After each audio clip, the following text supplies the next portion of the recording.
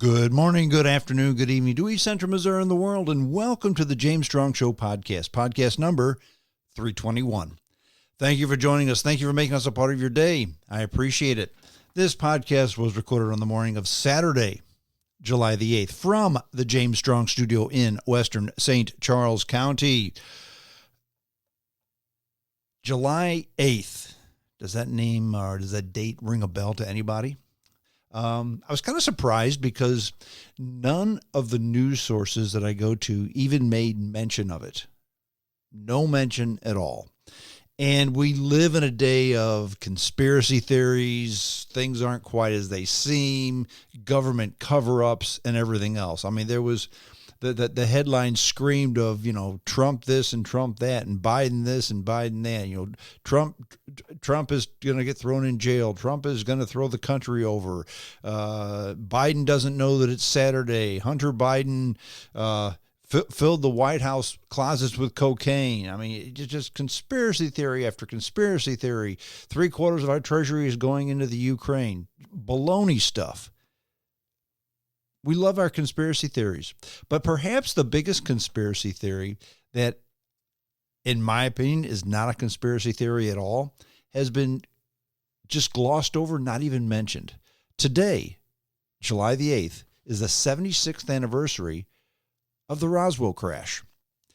And the crash at Roswell basically opened the door to, hey, are we alone in this universe or not?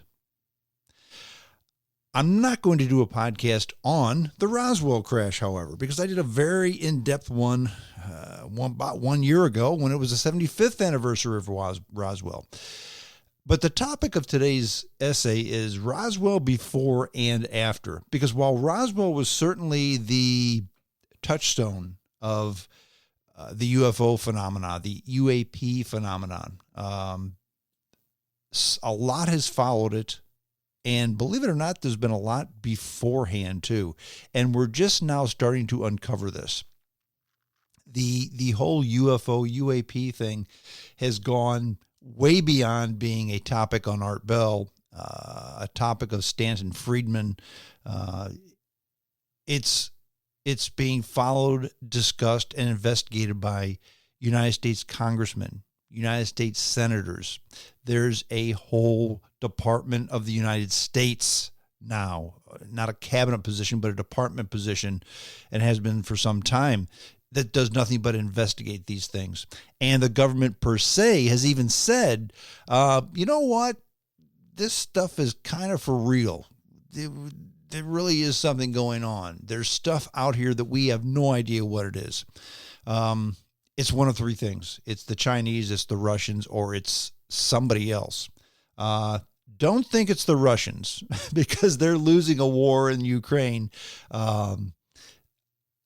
against an army that's maybe 20% of theirs. They can't even make headway there, okay? If the Russians had spacecraft and aerial craft that we could not catch, they'd be using it over there, okay? Don't think it's the Chinese either, because basically, while they're 3 times more Chinese than us, and their economy is second only to ours, and they're certainly making headways, they're still trying their best to steal all of our secrets because our stuff is better than theirs. So it's not the Chinese. It's not the Russians. Who is it? It's got to be somebody else. Okay. And that's the topic of today's essay, Roswell before and after.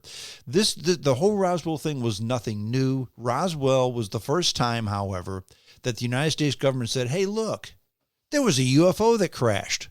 Now, they later said, we were mistaken. It wasn't a UFO. It was a weather balloon. And the cover-up was so dopey that nobody believed it. But that's the topic of today's essay, Roswell before and after. Before that, I want to do a couple of updates. First of all, last week's podcast entitled "Along Came a Spider." It talked about my spider bite, my time in the hospital, and all the strange things that happened during that. I will tell you that I'm feeling great. I would say I'm 100%. In fact, I've been 100% for quite some time now. Modern antibiotics just do wonderful things. I mean, I went from a week ago Wednesday to looking at my leg thinking, you know what, if this goes much further, I could lose this thing. On Wednesday, they finally found the right antibiotic, the one that worked. And by Friday, I went home. By Saturday, I was feeling pretty doggone good. By Sunday, I was 100%. Okay. I've done everything that I've wanted to do. The only thing that's not 100% is I've still got this huge sore on my leg that so I can't swim in the pool, and it does bother me a little bit when my pant leg material rubs up against it too hard. Other than that, I'm 100% doing everything I want to do. And when we talk about modern medicine, about how we have better health care in other places, and the doctors here, they're just wanting your money, blah, blah, blah, blah. The bottom line is, had it not been for those antibiotics and the doctors, I would probably be dead by now. If this had happened 100 years ago, or maybe even 75 years ago, there's a good chance I would have died because we didn't have antibiotics. And when you have a raging infection, generally the only thing that cures it is antibiotics. Okay. Your body can only do so much. When the body runs out of things to do, you need reinforcements, and those reinforcements are antibiotics. And I'm glad we're here. I'm glad I live here. I'm glad I have good medical insurance. I'm glad I have good doctors, because here I am, proof positive that after a spider bite and being in bad shape a week and a half ago, I'm great now, 100%. Number 2, Jaguar update on the 1951 Jaguar Mark 7 that my father and I are restoring. I'm becoming an expert at exhaust systems on 51 Jaguar Mark 7s because I've done it 3 times now.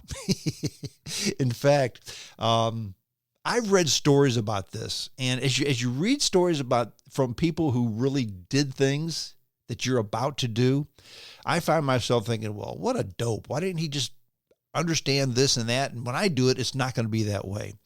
And I've heard stories of, you become an expert because you do things lots of times, even if it's just one car you're working on. Well, I've replaced that exhaust 3 times now. And you think to yourself, what are you talking about 3 times? Well, the first time I went to put it on, I put the thing together, put the exhaust all together, and I looked at it, and I thought, something's not right here.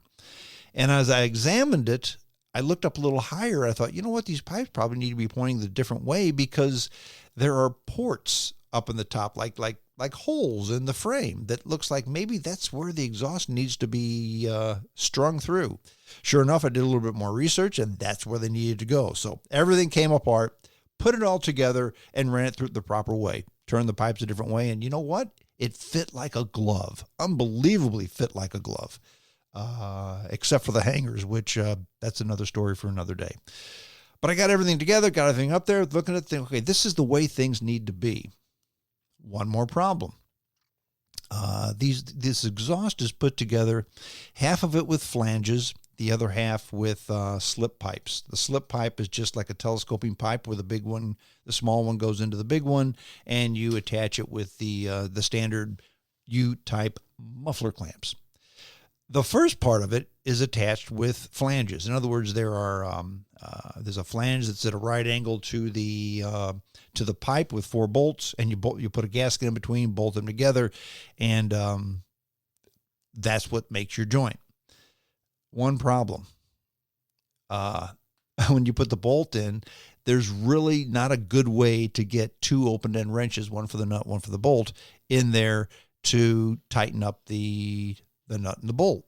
You can't use box ends because the fit is too tight between the flange, nut, and the pipe. So I get everything together. I'm thinking, you know what? I really can't get this thing apart as tight as it needs to be, because you need to have a rather high torque value so that you make sure that nothing leaks. I thought, well, what's a better way to do this? I know, socket head cap screws. Smaller, you use an Allen wrench, I can get more torque on it. That'll work a whole lot easier. So bought socket head cap screws. Everything came apart. Everything went back together the right way. So now it's up and where it needs to be. This thing has 4 hangers. I have one of the hangers up. The other two I have to modify because, well, even though it's a custom-made exhaust, it's not quite custom. Two brackets should have come on the muffler. They did not, so I have to fabricate them. The hanger for the tailpipe, it's got two threaded rods with a rubber spacer, so you can move it just a little bit in between. One of the rods is 1.5 inches long. Only problem is it has to go through a cross member that's 2.5 inches thick. In other words, you can't get there from here, so I have to modify that as well. It also did not come with a adjustable bracket to actually attach the tailpipe to. So more modifications to come on hanging the exhaust, even though it's where it needs to be. So I can't say I'm finished with it, but I can say I'm finished with putting it where it needs to be. How's that? And most important, all that crap is off the floor. Because remember, the goal is I've got so much crap on the floor that I can't pull the sky into the other bay. And come wintertime, the sky needs to be undercover. So before the weather gets bad, all the crap that's on the floor needs to be on the car. So after the podcast today, I'm going to plan on taking more stuff off the floor, putting it on the car, and making room for the sky. I mean, it's early July. I really don't have to have that thing into the undercover until probably October. So I have months and months to work on this. So there's the update on my Spider Bite and the Jaguar Mark 7. And again, I'll be working on this thing right after the podcast today because it's supposed to be overcast in upper 70s. Great weather to work on a car. Okay, Roswell before and after. That's the topic of today's essay. As I mentioned before, today is the 76th anniversary of the crash at Roswell. And for those of you who don't know, I'll give a quick synopsis. And if you don't know, I don't know where you've been hiding. But on July the 6th, 1940, well, quick, do the math strong, 1947, something crashed near Roswell, New Mexico. And a farmer found it. He called the sheriff. The sheriff looked at it, called the military. The military came and looked at it. And the next day in the newspaper, the military had a press release that said, yep, this is a UFO from another world that crashed. And the world went crazy. Now, for the next couple of days, they said, I know we said it was a UFO from another world. But what we really meant was that it was a weather balloon.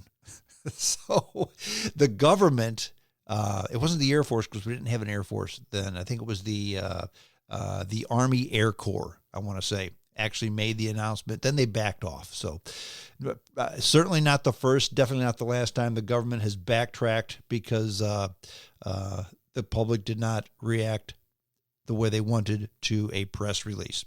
But after that, I mean, it was Katie bar the door, UFOs galore. Now, was this because we now had more modern media? Was it because it was just that time? Was it because in 1945 we had an atomic bomb go off? And those from other worlds said, okay, we need to pay attention to these knotheads because now they've created something that can't be put back into the bag. Either way, Roswell was not the first nor the last of the UFO, UAP phenomena that we've been experiencing here lately. And again, today's podcast, today's essay is going to talk about that. We're going to go before and after Roswell. This week, actually, was a big deal. It continues on. And this is a story out of the Washington Examiner. There's a House investigator, and he warned that UFOs are beyond control in our military space. Now, again, this is nothing new, but now this is a United States congressman who's making this statement. He's Representative Tim Burchett of Tennessee, and he believes that unidentified flying objects need to be taken more seriously and that both Congress and the public have a right to know about them. Now, in an interview with the Washington Examiner, Burchett expressed concern that we have something that we do not control in our military airspace, and that's something that many in government are saying.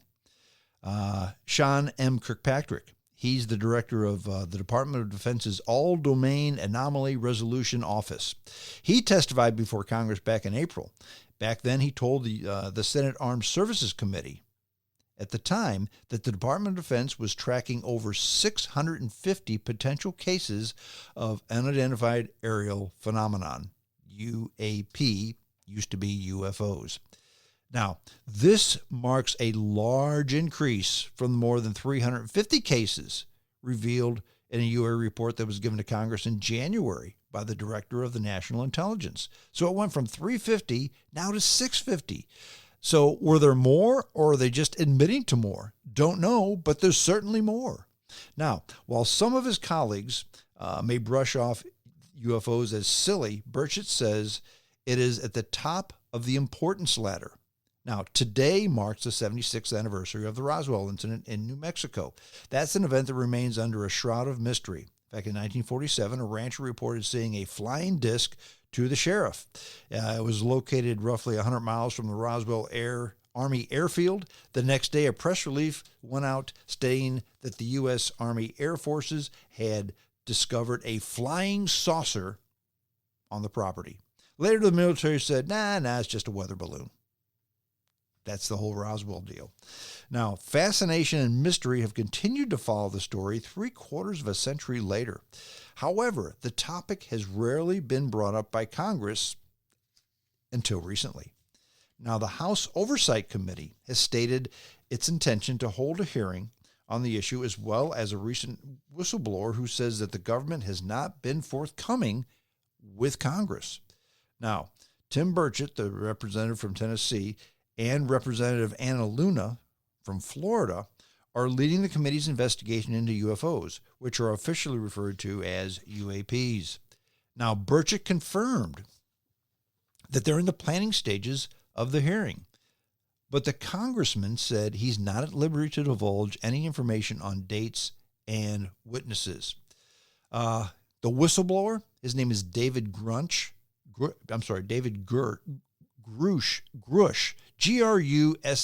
Grush, a 36-year-old decorated former combat officer in Afghanistan. He recently came forward about information that he says has been withheld illegally from Congress. Now, who is Grush?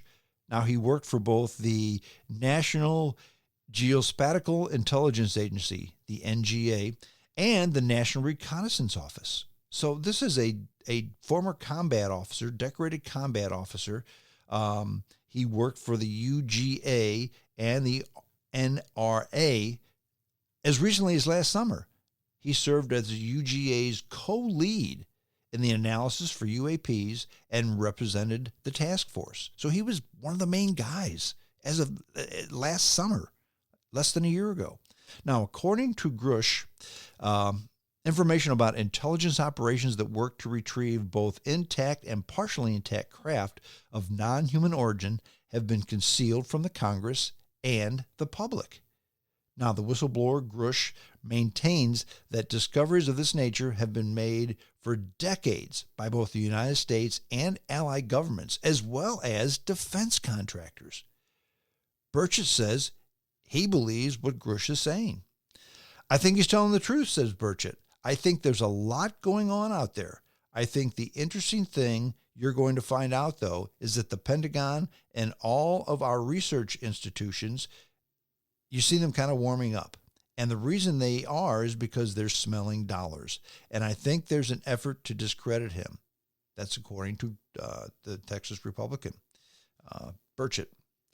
Now, for Burchett, it isn't difficult to think the government might be holding something back. They've been holding stuff back since Roswell in 1947, and maybe prior to that. More on that later. There's enough witnesses, enough qualified pilots, astronauts, literally heroes of ours, who have come forward about these things, so I think it's pretty evident that the government is covering it up. Now, remember, this isn't Stanton Friedman and guys from Art Bell talking about this. These are fighter pilots. These are reputable guys who are putting their reputation on the line, quite honestly, by making these statements. But when asked what reason the government might have for covering these discoveries up, Congressman Burchett suggested greed and power. Now, in the past, Pentagon officials have said that some of the information regarding UFOs must remain secure for reasons pertaining to national security. but the congressman said that's the way they cover it up. Burchett also suggested that if these objects were from adversaries such as China and Russia, they would wield them publicly. It's not the Russians or the Chinese, because we know that if it was the Chinese, they would own us. And if it was the Russians, with Putin's ego, he would be using it in Ukraine right now. Both of which I believe are good statements. So it's kind of like, it's almost like Occam's razor, okay? If you're trying to figure something out, the most obvious solution is usually it. So if the three options, if door number 1, door number 2, and door number 3 are Russia, China, somebody else, can't be Russia because they'd be using it in the Ukraine. Can't be China, or they'd be in charge of the world right now, not us. So it's got to be door number 3. And that's according to Occam's razor, right? Now, I mentioned Roswell before and after. This was Roswell after. But what has happened before Roswell? Well, there's the whole Erich von Däniken, Chariot of the Gods, et cetera, et cetera, et cetera. But there's something that's recently come up. And it's kind of a story that's been a big deal elsewhere, never a big deal here, but it's starting to come to the forefront. This is out of the UK Daily Mail. There's an Italian researcher, and he shared extraordinary evidence files of the world's first UFO crash, 14 years before Roswell, and the secret department set up by Benito Mussolini's government to study the craft that was later captured by UFO forces. Yeah, that Benito Mussolini. Il Duce had a crashed UFO, according to this story. Now, a top U.S. intelligence officer claims World War II American forces retrieved a UFO that crashed in Italy way back in 1933. And Italian researchers say that they have the documents to prove it. Now, former top National Reconnaissance Office staffer David Grush, we talked about him in the previous story, shocked the world last month when he revealed he had blown the whistle in sworn testimony to Congress and government watchdogs about the alleged secret U.S. program that has obtained multiple non-human flying saucers. Grush claims that one of these alien spacecraft crashed in northern Italy in 1933 and was secreted away by fascist dictator Benito Mussolini, Il Duce himself, before it was captured by American forces at the end of World War II and shipped back to the USA. Now, the Daily Mail understands Grush was briefed on the supposed June 1933 crash by a staffer who allegedly worked on the non-human craft on a secret government program. Now, this week, Senate Intelligence Committee ranking member Marco Rubio, United States Senator, Marco Rubio, confirmed he has heard testimony from alleged first-hand witnesses of such crash retrieval programs. Now, in an interview with the Daily Mail, to coincide with Sunday's World UFO Day, Italian researcher Roberto Panatti shared extraordinary details of the alleged saucer crash that occurred a full 14 years before the Roswell incident.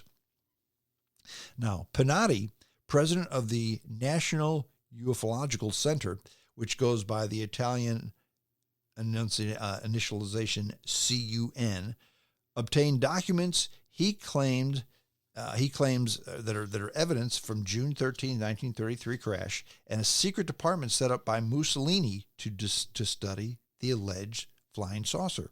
Now, Panatti's research has been met with skepticism in Italy since he first released it in 2000, but still, this incident was really not well known outside of Italy's borders. Panatti says, "Me and colleague Alfredo Lassoni began investigating the story of the 1933 UFO crash in Lombardy in 1996 when we received some original secret documents about the case." Panatti told this to the Daily Mail. Now, these documents were mysteriously mailed to Panatti from an anonymous source who claims to have inherited them from a family member who worked on Mussolini's UFO program. They include 2 June 1933 telegrams in Italian demanding absolute silence over the alleged landing on national soil of an unknown aircraft. Now, another one, dated June 13th, threatens the immediate arrest and maximum penalties for any journalist reporting news on an aircraft of unknown nature and origin. And these documents were shown on the Daily Mail article. Immediate recasting of any leads from the newspapers bearing said news is ordered, said the second telegram. Now, they both say they're by the personal order of Il Duce Benito Mussolini himself. Now, other documents sent to Pinotti offer a mysterious government department called RS-33 Cabinet, supposedly set up by Mussolini to manage the retrieval and study the alleged saucer wreckage as well as other UFO incidents. Now, Pinotti says that RS-33 was headed by Nobel Peace Writing inventor, I'm going to butcher this guy's name, Guglielmo Marconi. Now, does that name sound familiar? Yeah, that Marconi, the guy that invented the radio. Now, Pinotti was also sent handwritten memos on paper with a government agency letterhead dated August 22nd, 1936, which include a sketch and a description of a cylindrical aircraft with portals on the side and white and red lights spotted flying over northern Italy. Now, piecing together the mysterious document, Pinotti was able to pinpoint an aircraft facility near the alleged crash site outside of the town of Milan. And that's likely the site where the supposed wreckage was stored. Now, the site miraculously avoided regular bombing raids by the Allied air forces during the Second World War. And 12 years later, in 1945, the region was secured by U.S. and U.K. troops. Now, U.S. whistleblower Grush claims it was around this time that the supposed aircraft was shipped back to the U.S., the first saucer recovery to his knowledge. Now, in 1933, a bell-like craft around 10 meters in size was recovered from Magenta in northern Italy. It was kept by Mussolini's government until 1944, when it was rediscovered by agents of the Office of Strategic Services, the OSS. That's what he told a French newspaper, La Parisienne, last month. Now, ironically, it predates anything the public has heard about for decades, such as Roswell, etc. Now, the former NGA official, that's Grush, declined to be interviewed on record by the Daily Mail about his claims. Now, as the only UFO crash which Grush has specifically described as authentic, the alleged 1933 incident has taken on a new significance as an indicator of the reliability of his claims of a U.S. crash retrieval program. Now, Pinotti says that he's been able to authenticate at least some of the paperwork. The Italian researcher has one of his documents dated 1936 tested by a forensic expert who concluded the paper and ink were from that period, the early to mid-1930s. The conclusion of the 2000 report, shared with DailyMail.com, says it can be stated with reasonable certainty that only the sample examined and the subject of the appraisal can be considered original. Therefore, it is authentic. Now, after 4 years of investigation and a forensic analysis showing the documents were really written in the 1930s, we published a detailed report in a book, Pinotti told the Daily Mail. So in other words, these documents have been deemed authentic. Now, does that mean that the whole thing is authentic? Well, maybe not. But you've got documents signed by Mussolini and addressed to Mussolini and from Mussolini that address this crashed UFO. So the documents have been proved to be official. Now, the evidence speaks for itself, says Pinotti, and it shows that the first world leader who officially, although secretly, faced the UFO problem was not President Harry S. Truman with the Roswell incident, but in fact, Benito Mussolini. Now, the Republic of San Marino, that's a tiny European city-state on the Italian mainland. It's currently working with Pinotti and fellow CUN official Paolo Gussardi to lobby the United Nations to set up its own UFO investigative office. The effort, named Project Titan, was approved by the San Marino government on January 19th of this year, and Panatti and Guisardi had their first meetings with the ministers on June 19th. Guisardi says he wants San Marino to be the headquarters for the proposed UN UFO office, with the goal of making the city the Geneva of UFOs.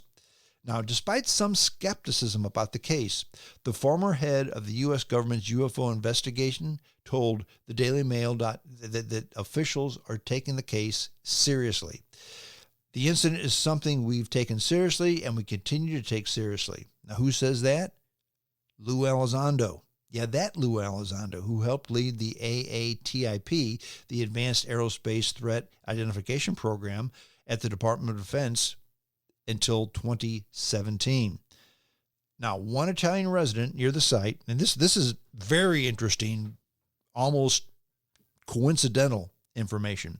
One Italian incident near the site shared information with the Daily Mail that predates the discovery of Panatti's controversial documents. Now, his name is Marco Negri, and his family have lived in northern Italy for over a century. And he said his great-great-grandfather used to tell stories to his father about a strange metallic aircraft without wings that crashed in Magenta back in the 1930s.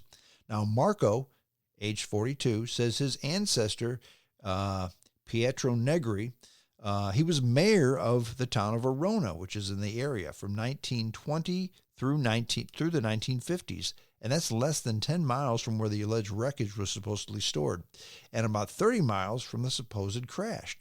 Now, my great-great-grandfather Pietro told my father a story about the strange crash in 1933, since he was young.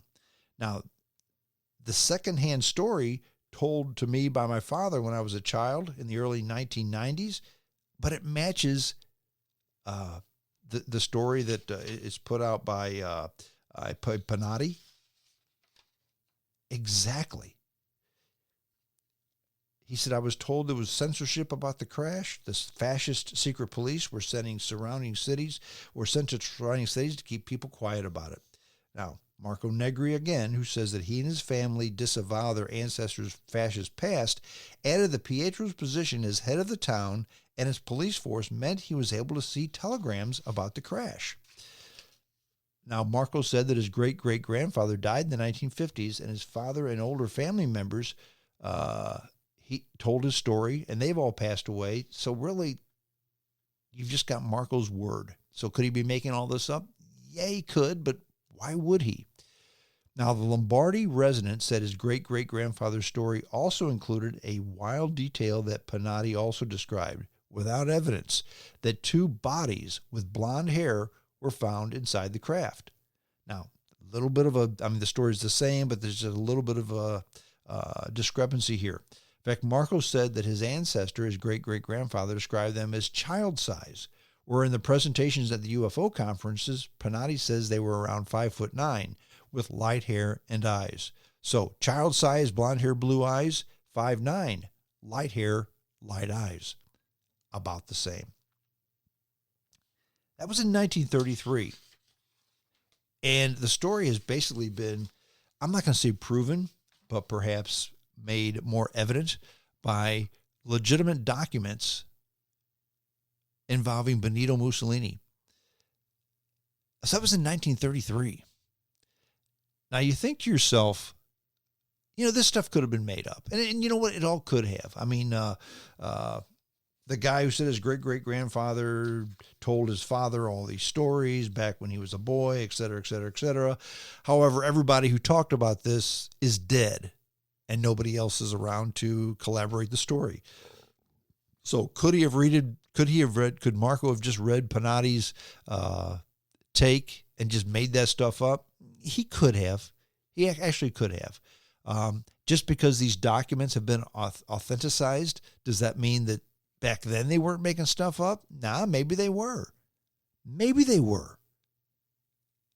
But then let's go back a little bit further, shall we?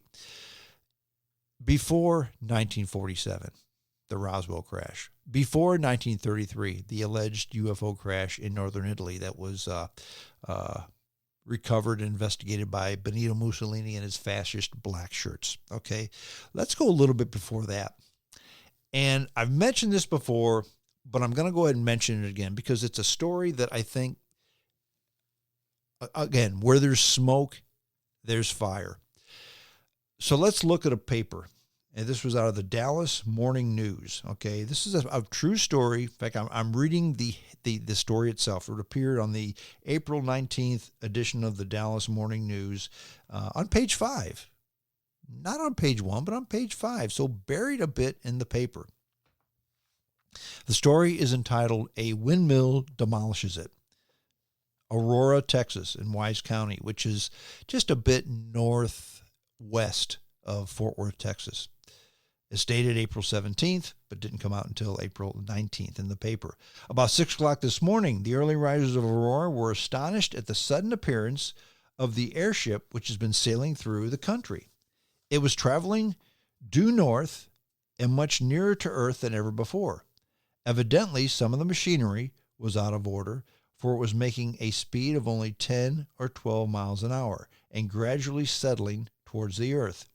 It sailed directly over the public square, and when it reached the north part of town, it collided with the water tower of Judge Proctor's windmill and went to pieces with a terrific explosion, scattering debris all over several acres of ground, wrecking the windmill and the water tank and destroying the judge's flower garden.